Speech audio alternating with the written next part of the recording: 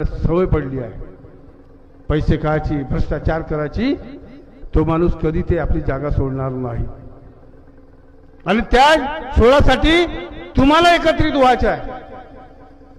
राजनीती करणारे लोक राजनीती करतील, करू द्या, आमचं काही घेणं देणं नाही आहे.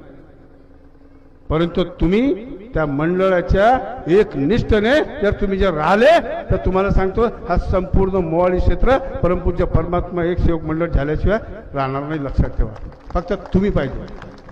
परंतु आम्ही काय इकडे चोपडतो जास्त नाही का. आम्हाला काय, आम्ही राजनीतीचे लोक नाही का. विधानसभामध्ये, लोकसभामध्ये, ग्रामपंचायतमध्ये, जिल्हा परिषदमध्ये, पंचायत समितीमध्ये तोही माया नाही का. तोही माझ्या आणि तोही माझ्या, चित भी मेरी पट भी मेरी आणि कंठा मेरे बाप का. म्हणजे त्याला काही घेणं नाही, त्याला फक्त पाहिजे तो सेवक आहे ना.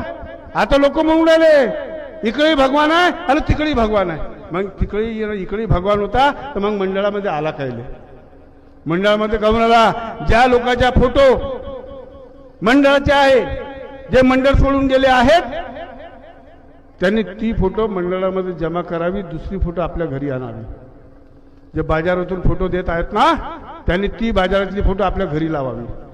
मग पहा तुम्ही त्याचे नाटक का होते. आमच्या मंडळाचेच काही काही मार्गदर्शक लोक छाती ठोकू ठोकू सांगते, बोलते.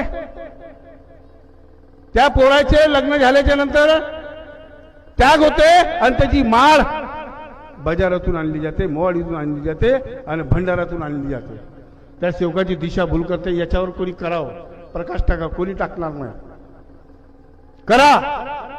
तुमच्याजवळ 10 सेवक असेल, तुम्ही जर तटस्थ असाल तर भगवान तुमच्याजवळून कधी हटणार नाही. लक्षात ठेवा. असे लोक या मार्गामध्ये आहे. या मंडळाची बदनामी करणारे लोक आहेत.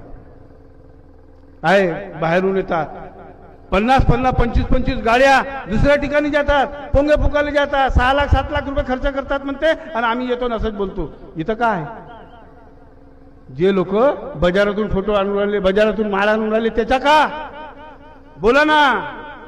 नाही होईल बोललं